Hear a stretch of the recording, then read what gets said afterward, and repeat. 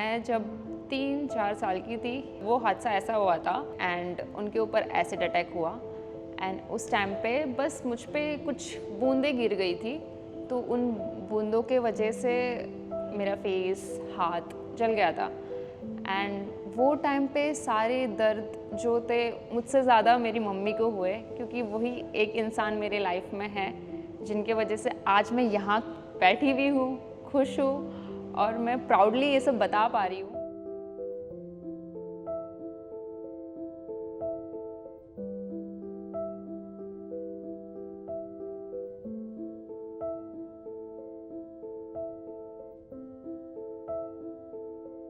हाय, मेरा नाम किरण है एंड अभी मैं 22 साल की हो चुकी हूँ। मेरी लाइफ दो डिवाइड है, एक 12 ईयर तक एंड फिर 12 ईयर के बाद। वैसे मेरे फैमिली में हम 6 जन हैं, मैं, मेरी दादी, दादाजी, मम्मी, पापा, भाई, सब है और बहुत अच्छी लाइफ है। अभी भी बहुत अच्छी लाइफ है एंड पहले भी अच्छी ही थी। बस कुछ हादसे हो जाते हैं, किसी के साथ ज़्यादा होते हैं, किसी के साथ कम होते हैं, किसी को फेस करना पड़ता है एंड मुझे भी थोड़ा बहुत फेस करना पड़ा, क्योंकि मेरे लाइफ में सब मोटिवेटेड पर्सन थे। सब बचपन से लेके अभी तक मैं सब मोटिवेटेड ही रही हूँ, तो मुझे उतना ज़्यादा फेस नहीं करना पड़ा। बट बच्चे जल्दी नहीं समझते, उन्हें टाइम लगता है, तो मैं तो बचपन में ही हो गई थी मेरे साथ ये हादसा। मैं जब 3-4 साल की थी, हम फैमिली फंक्शन था, वहाँ हम गए थे। मैं मेरी आंट के साथ सो रही थी, ऐसा मुझे पता है जैसा स्टोरी, क्योंकि मम्मी ने बताया है, क्योंकि मैं तो बहुत छोटी थी तो मुझे एग्जैक्टली पता नहीं।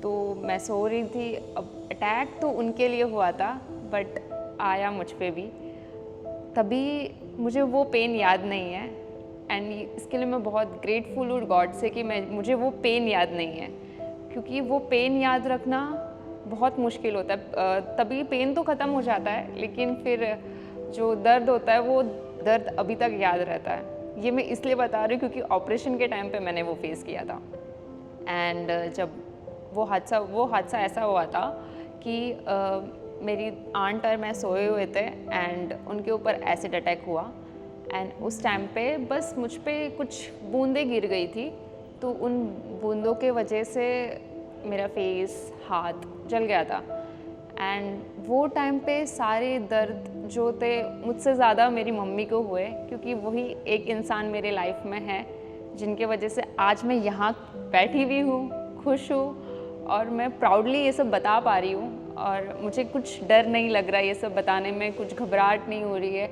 और कुछ बुरा नहीं लगता ये सब किसी से शेयर करने में, क्योंकि ये एक्चुअल लाइफ है एंड हाँ, मैं इसे फेस कर रही हूँ। सेकेंड थिंग, वहाँ तो मम्मी ने सब कुछ फेस किया। उसके बाद जब मैं थोड़ी थोड़ी बड़ी होते गई, स्कूल जाने लग गई, उस टाइम पे हम गांव में थे, तो स्कूल जाने लग गई एंड वहाँ पे मेरे खुद के भाई बहन, तभी बच्चे थे, सब बच्चे थे, बच्चों का मेंटलिटी वैसा होता है। अभी तो वो मुझे बहुत प्यार करते हैं, बट तब बच्चे तो थोड़ा बहुत डरते भी हैं एंड लगता है उन्हें कि ये अलग है हमसे। मैं उत्तराखंड से हूँ, तो वहाँ पे पहाड़ों के नीचे हमें स्कूल जाना पड़ता था, तो हम स्कूल जाते थे एंड वहाँ पे हम भाई बहन सब साथ में जाते थे। तो उनमें से हम 2 बहनें थी जो सबसे छोटी थी, तो मेरे सारे भाई बहन उन्हें लेके ऊपर को चले जाते थे एंड मुझे नीचे ही छोड़ देते थे, क्योंकि वो बोलते थे तू हमसे अलग है तो तू हमसे दूर रह। तो मैं रोती थी। वहाँ पे एक बूढ़ी दादी थे, वो मुझे ऊपर तक लेके जाते थे, आधे रास्ते तक छोड़ते थे, उसके बाद वो बोलते थे अब तू प्लीज़ ऊपर तक चले जा। वैसा होता था। इंडिपेंडेंस डे पे फ्लैग बनाते हैं, तो फ्लैग तब गाँव में तो हाथ से बनाते थे, तो कलरिंग करते थे, भाई बहन लोग सबको बना के देते थे, बड़े भाई लोग बस मुझे नहीं बनाते थे, तो मम्मी तभी मुझे हेल्प करती थी। फिर तब बहुत मेरी कंडीशन थोड़ी ख़राब थी, बहुत भी नहीं, मतलब ख़राब थी, क्योंकि वहाँ पे कोई डॉक्टर था नहीं, तो मम्मी मुझे मुंबई लेके आई। हम मुंबई में मम्मी ने मेरा ट्रीटमेंट चालू किया। जब मैं मुंबई आई, बेस्ट थिंग मम्मी ने मेरे लिए ये किया, हम मुंबई आए, बिकॉज़ यहीं से मेरी लाइफ स्टार्ट हुई। वहाँ तक बस सुनना पड़ता था, सब बोलते थे एंड बच्चे लोगों को बस छोटी सी बात को गंदे हो आप, गंदे दिख रहे हो आप, ऐसे बोल दो तो उन्हें रोना आ जाता है। तो वहाँ पे मुझे चिढ़ाया जाता था, तो मैं दिन भर ऐसे रोती रहती थी, बोलती थी मम्मी को, मम्मी सब मुझे ऐसे ट्रीट क्यों करते हैं, मुझे अलग क्यों बोलते हैं। देन जब हम मुंबई आए, मम्मी ने बहुत मेहनत की।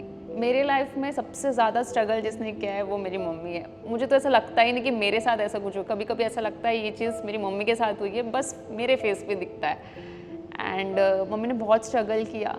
देन उसके बाद हम, एक हॉस्पिटल है वहाँ हम गए, ट्रीटमेंट हुआ, ट्रीटमेंट तक ठीक थे, बहुत सारे डॉक्टर्स ठीक थे, ट्रीटमेंट तक ऐसे बच्चों को ट्रीट किया, अच्छे से किया। बट वहाँ मेरी लाइफ मेरी स्टार्ट हुई बस वो हॉस्पिटल से। जो हॉस्पिटल में मैं गई वहाँ पे मेरे जो डॉक्टर थे, best doctor in the world, सबसे बेस्ट, एज अ गॉड थे वो मेरे लिए। उन्होंने देखा कि वहाँ पे बहुत सारे बच्चे हैं जिन्हें ये फेस करना पड़ता है, उन्हें बहुत दुख होता था इस चीज़ का, शायद इस वजह से, या उनमें बहुत ज़्यादा ह्यूमैनिटी थी, बहुत कुछ वर्ड्स हो सकते हैं उनके लिए। तो उन्होंने एक कैंप रखा जहाँ पे सारे बच्चे, जो भी बच्चे ये फेस कर रहे हैं, उन सारे बच्चों के लिए कैंप रखा। स्टार्टिंग में फर्स्ट सेकेंड ईयर में ऐसा लगता था वहाँ जाते हैं हम, हमें गिफ्ट्स मिलते हैं वहाँ पे, हर एक्टिविटीज़ पे गिफ्ट्स मिलते हैं, तो खुशी होती थी। एंड देन थोड़ा थोड़ा जब हम बड़े होते गए तो पता चला कि वो वहाँ पे मेरे जैसे नहीं, मैं भी नॉर्मल हूँ, बट जिनको ये सब फेस करना पड़ा है वैसे बच्चे आते हैं। मुझे वहाँ देख के पता चला मेरा तो कुछ नहीं है उनके सामने, मैं तो नॉर्मल हूँ, उन्हें इतना ज़्यादा फेस करना पड़ता है और मैं तो बहुत ज़्यादा नॉर्मल हूँ। वहाँ से मुझे मोटिवेशन मिली कि कैसे मुझे आगे बढ़ना है। उस टाइम पे एक गाना निकला था, नाम जलेबी बाई करके गाना निकला था। तो बच्चे मुझे बोलते थे नाम जलेबी, जलेली बाई एंड ऑल, ये सब उनने मेरे लिए गाना सेट किया था। एंड पूरे रिसेस के टाइम पे पूरे बच्चे मेरे लिए वो गाना गाते थे। स्टार्टिंग में बहुत रोना आता था सब कुछ। एंड देन जब मैं मुझे कैंप लेके गए मेरे डॉक्टर्स, तभी तक एक फाउंडेशन, अतिजीवन फाउंडेशन है, तब तक मैं उससे मिली नहीं थी। वो डॉक्टर्स ने मुझे वहाँ मिलाया।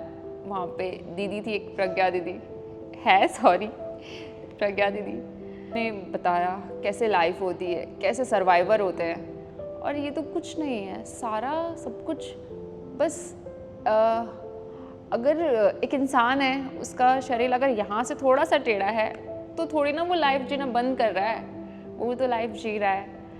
तो थोड़ा मोटिवेशन हर एक, मेरे लाइफ में गॉड जैसे सब आए हैं। एक गॉड, बहुत सारे गॉड होते हैं, वैसे तो एक ही होते हैं, बट सबके रूप अलग अलग होते हैं। सारे रूप मुझे यहीं दिख गए हैं। फर्स्ट मेरी मम्मी के रूप में, सेकंड मेरी डॉक्टर के रूप में, थर्ड प्रज्ञा दीदी के रूप में। मेरे स्कूल लाइफ में भी बहुत सारे ऐसे इंसिडेंट रहे जो मुझे फेस करने पड़े, बट दैट्स ओके। फिर उसके बाद मेरी मम्मी मुझे हॉस्पिटल लेके गए, वहाँ पे सारे डॉक्टर्स ने बहुत सपोर्ट किया। डॉक्टर्स, मैंने आपको जैसे बताया कि डॉक्टर्स मेरे लिए एज अ गॉड थे। वो मुझे खुश करने के लिए मुझे डॉक्टर बना देते थे।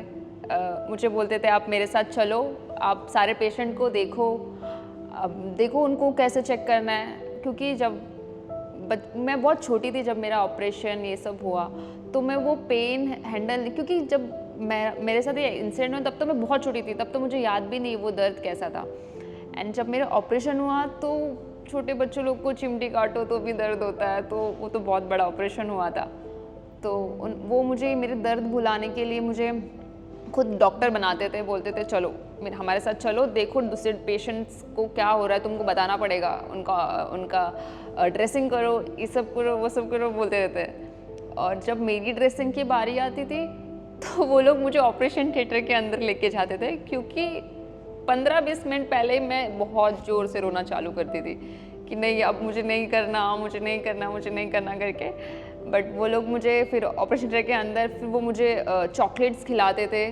और मेरी फेवरेट डॉक्टर थी शिका करके, मैं उनको बोलती थी कि मेरा ड्रेसिंग होगा तो वही करेंगे वरना कोई नहीं करेगा। एंड वही एक, ऐसा लगता था वो एक पर्सनल सेक्रेटरी बना दिया था कि बस यही करेंगे करके। वो आते थे, मेरा ड्रेसिंग करते थे। जब बड़ी मैम आते थे जिन्हें मेरा ऑपरेशन किया है, वो आके चेक करते थे तो मैं ऐसे शिवर करती रहती थी कि नहीं कुछ करे ना, हाथ ना लगाए, ये ना करे। फेस पे टाके लगे थे, तभी ऐसा लगता था कि बस कोई हाथ टच ना करे। उन्होंने मेरे साथ बहुत प्यार से उस टाइम पे मेरे साथ थे, इस वजह से कभी बुरा नहीं लगा अपने आप को देख के, क्योंकि मैं वो फेस से बचपन में 12 साल के बाद तो कभी ऐसे फियर ही नहीं हुआ कि मुझे बाहर जाने में डर लगना चाहिए, कि वो बहुत छोटे से मुझे वैसे मम्मी ने हैबिट कर दी थी कि तू नॉर्मल है, तू सबके साथ रह सकती है, जैसे सब है वैसे हम हैं। मेरा जब ये ट्रीटमेंट चालू हुआ था तो उस टाइम पे मम्मी बहुत काम करते थे, सुबह शाम दिन, मतलब सिर्फ सुबह जाते थे 7 बजे, रात को आते थे 9 बजे। और हम छोटे छोटे थे तो हमें हमारे बुआ के पास रखते थे, क्योंकि बुआ के घर पे सब है। एंड देन हम जब ऑपरेशन के लिए जाते थे तो मम्मी को 1 मंथ की छुट्टी लेनी पड़ती थी, बट मम्मी ने इतना वहाँ काम किया था कि मम्मी के कंपनी वाले भी सपोर्ट करते थे मम्मी को थोड़ा, एंड मम्मी को 1 मंथ की छुट्टी लेनी पड़ती थी मेरे लिए। और मेरे स्कूल में तो सबको पता था कि ठीक है ये ऑपरेशन के लिए गई है, वहाँ पे हमें लेटर वगैरह सब देना पड़ता था। जब मैं वापस आती थी तो सब बच्चे से देखते थे, हाँ इसको कुछ तो हुआ है, इतना मोटा सा हाथ रहता था, गाल पूरा मोटे हो जाते थे। तो वो भी एक फेस रहा है वहाँ पे भी बच्चे। जब मेरा ऑपरेशन से पहले मैं मेरे फ्रेंड्स लोग के साथ बैठती थी, उसमें से एक लड़की थी जिसको मुझसे बहुत डर लगता था, बट वो मुझे कभी बोल नहीं पाई। तो उसने उसकी मम्मी को बुलाया एंड उसकी मम्मी ने आके बोला कि इसको मेरी बेटी के पास मत बिठाओ, उसको कहीं और बिठाओ। फिर जब मैं एक दूसरे फ्रेंड के पास शिफ्ट हुई तो मुझे पता चला कि वो लड़की को मेरे हाथ से डर लगता था। तो मेरी जो फ्रेंड थी, बच्चों में भी भगवान का रूप होता है सब बोलते हैं, तो वो मेरी फ्रेंड ने मुझे बोला, अरे तेरा हाथ तो बहुत सॉफ्ट है, मतलब सबसे अलग है, तो मतलब तेरे पास कुछ अलग चीज़ है, तो मतलब तेरे पास ज़्यादा चीज़ है, हमारे पास वो चीज़ नहीं है जो तेरे पास है। तो ऐसे छोटे छोटे मोटिवेशन जब मिलता है ना, तो अपने आप ही दिमाग से सब कुछ निकलने लगता है कि नहीं मेरे पास ज़्यादा कुछ है, उनके पास नहीं है। एंड फिर ऑपरेशन हुआ, हम 4 ऑपरेशन हुए मेरे, 4 बार ऑपरेशन किया। एंड देन उसके बाद ऑपरेशन के बाद मैं बड़ी होते गई, कैंप्स जाते गई, तो मम्मी ने बहुत कुछ करके, मम्मी ने दिन रात एक करके, अभी भी मम्मी के पैर सूजे होते बट स्टिल मम्मी कर रहे काम। सुबह जाते मम्मी ने 4 काम करे, मतलब सुबह से लेके 4 बजे तक, फिर 4 बजे से लेके 8 बजे तक ऐसे शिफ्ट रखती थी मम्मी, वैसा काम करती थी। और तो हमने तभी कभी सोचा ही नहीं था कि मैं भी कहीं जाऊंगी, बट कहीं जाऊंगी इन द सेंस इंडिया के बाहर कहीं जाऊंगी। तो उस टाइम पे जो मेरे डॉक्टर्स थे उन्होंने मुझे और मोटिवेशन के लिए, शायद उससे भी ज़्यादा कुछ उन्होंने मेरे लिए सोच के उन्होंने मुझे बाहर भेजा। मैं आउट ऑफ कंट्री गई, वहाँ मैंने देखा, वहाँ पे सब चिल था, कुछ लगता ही नहीं किसी को कुछ हुआ है, बस सब इतना सारा एक्टिविटीज़, सब कुछ जिस लड़की ने सोचा नहीं था वो एयरपोर्ट जाएगी, उसे आउट ऑफ कंट्री भेजा गया। तो मेरी लाइफ में हमेशा से मोटिवेशन तो रहा, बट फेस तो करना पड़ता है, थोड़ा बहुत फेस करना पड़ता है। आज भी जब आप बाहर निकलो तो आपको 10 लोग को बताना पड़ता है, कि एक दिन में 10 बार बताना पड़ता है कि आपको ये सब कैसे हुआ। कभी कभी झूठ बोला, मैं झूठ बोल देती हूँ, नहीं मुझे ऐसे ही हो गया। एंड देन उस स्कूल ख़त्म होने के बाद मैं बड़ी हो चुकी थी, उस टाइम के बाद सब कोई ज़्यादा उतना पूछता नहीं था, बट कुछ होते हैं फ्रेंड्स में, तो वो ऐसे पूछते थे, चिढ़ाते थे, बोलते थे। बट 10th के बाद मुझे कुछ फ़र्क ही नहीं पड़ता था, क्योंकि I know what I am. तो उसके बाद कॉलेज लाइफ, कॉलेज में सब बहुत अच्छा था, सारे फ्रेंड्स अच्छे थे, किसी ने कुछ ऐसा कभी कहा नहीं। और कोई कहता तो क्या कहता, सारे आंसर्स तो मेरे पास है। और कभी कभी मुझे रोना आ जाता था, क्योंकि मैं एक आंसर दिन में 10 बार देती थी कि मुझे ये इंसिडेंट मेरे साथ कैसा हुआ। एंड देन उसके बाद मेरा कॉलेज लाइफ ख़त्म हुआ, तो मेरी लाइफ में सिर्फ एक ही चीज़ गलत नहीं हुई है, बट हो गई है, कि मेरे साथ ये इंसिडेंट हुआ। उसके बाद मेरी लाइफ जो चेंज हुई, कभी कभी मुझे ऐसा लगता है यार अच्छा हो गया यार, मुझे इतना खुशी मिलता है इसके बाद से, मुझे हर जगह जाने मिलता है, हर सब मुझसे प्यार करते हैं, तो आई एम हैप्पी। एंड इसके बाद जब मैं कॉलेज लाइफ में गई, कॉलेज लाइफ भी अच्छा था। वो कॉलेज भी मुझे मेरे डॉक्टर ने बताया था, मेंशन करूँगी, बिकॉज मेरे डॉक्टर्स मेरे को हर एक एक्टिविटीज़ के लिए हर जगह लेके जाते थे। मैंने बहुत सारे कैंप किए, कैंप के साथ उन्हें मुझे बहुत सारे गिफ्ट्स भी दिए हैं। स्टार्टिंग में तो गिफ्ट्स के लिए हम कैंप जाते थे क्योंकि बच्चे थे, कुछ समझ में नहीं, तो गिफ्ट मिलते, ओके कैंप जाना है। मम्मी कहती थी हम बहुत छोटे थे तो कोई भी बच्चा अगर माँ बाप को छोड़ के जाता है तो उन्हें डर लगता है कि मेरे बच्चे को कुछ कर तो नहीं देंगे, डॉक्टर को तो हम जानते नहीं हैं ज़्यादा अच्छे से। मम्मी कहती थी कि ऑपरेशन थिएटर के अंदर अगर मैं तुझे बिना डरे भेज सकती हूँ तो मैं तुम्हें उनके साथ क्यों नहीं भेज सकती हूँ। अगर उन्हें कुछ करना होगा, उन्हें कुछ अपना लाभ चाहिए होगा तो वो ऑपरेशन थिएटर के अंदर भी कर सकते हैं।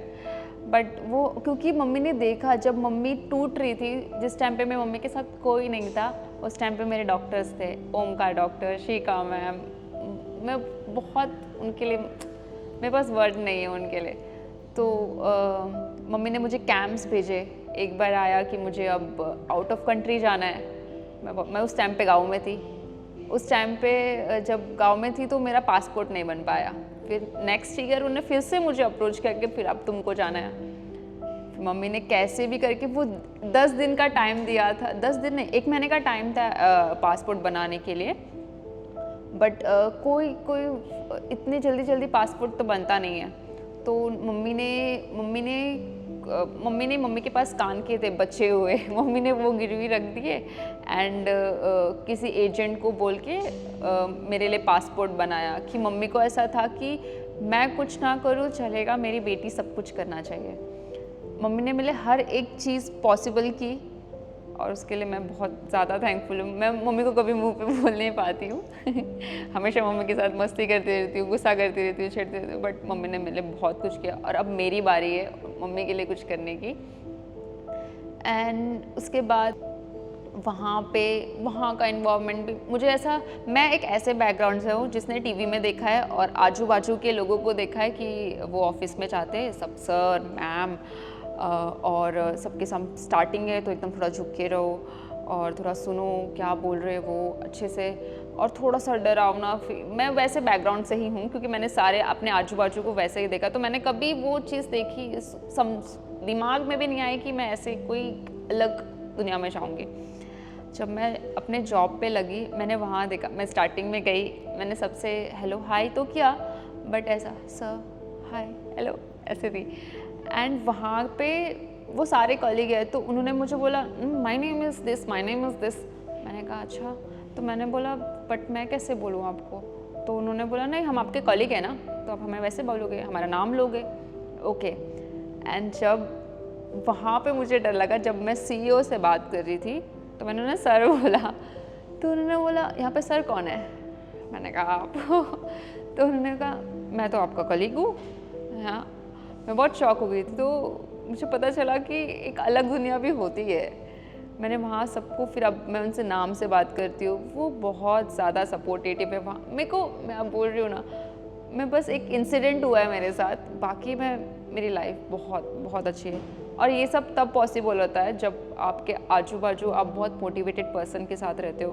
दुख ये है बचपन, अभी तो मेरा स्टार्ट हुआ है लाइफ, तो अभी स्टार्ट हुई कि मैं 22 हूँ। ऑफिस की बात करें तो वहाँ पे भी मुझे बहुत सपोर्टिव लोग मिले हैं। मैं उन्हें मैम सर बोलती हूँ तो वो बोलते हैं नहीं आप हमारे बराबर हो, आप हमें नाम से बोलोगे। वो बहुत बड़े, एज में भी बड़े, तो भी वो बोलते हैं आप मुझे नाम से बोलोगे। जब कभी वहाँ पे एक बार मुझे लग गया था और मैं इसे कंट्रोल कर रही थी कि प्लीज़ अब नहीं बोलूँगी नहीं, मैं वॉशरूम में जाके रो रही थी बिकॉज मेरे हाथ में, मैं एक हाथ में दर्द सहन नहीं कर पाती हूँ। उन्होंने देखा, उन्होंने तभी के तभी बैंडेज लाया, सब कुछ लाया। एंड सेकेंड डे अगर मेरा दर्द कम हो गया तो मैं ऑफिस चले गई, तो वो मुझे चिल्लाने लगे कि तुम ऑफिस क्यों आए, तुम्हें आराम करना चाहिए। एंड जब भी मेरी इंग्लिश थोड़ी सी ख़राब है तो मुझे ऐसा था कि मुझे इंग्लिश क्लास जाना है, सब कुछ करना, ऐसे सिर्फ मन में मैंने सोचा था। एंड ऐसे सोच रही थी बैठी हुई थी। मेरी जो हेड है टीम लीडर, वो आए मेरे पास और मुझे बोल रहे थे मैंने ना आपके लिए कुछ सोचा है। मैंने कहा क्या? मैंने सोचा है कि मैं आपको इंग्लिश क्लास लगा दूँ, आप लगोगे? मैंने कहा मैं ये सोच ही रही थी। बहुत बार ऐसी चीज़ हुई है जो मैं सोच रही हूँ और वो सच हो जाए, एंड ये भी वैसे ही हुआ था। उन्होंने मेरे लिए कोई पता नहीं क्यों पता नहीं क्यों ऐसे क्यों बोल रही हूँ मैं, बट मेरी लाइफ में सब कुछ अच्छा हुआ है एंड मैं इसके लिए बहुत ग्रेटफुल हूँ। और अगर मुझे किसी को कहना है कि तुम्हें बाहर निकलो या फिर तुम्हें ऐसा प्रॉब्लम हो रहा है तो फेस करो, तो मैं बस उनको एक ही चीज़ कहूँगी, अगर आपको वैसा होना चाहिए कि इफ़ आपको सामने वाला कुछ बोल रहा है तो आप उसको फेस कर पाओ, उन्हें बोल पाओ कि आप क्या हो, आपके अंदर क्या है।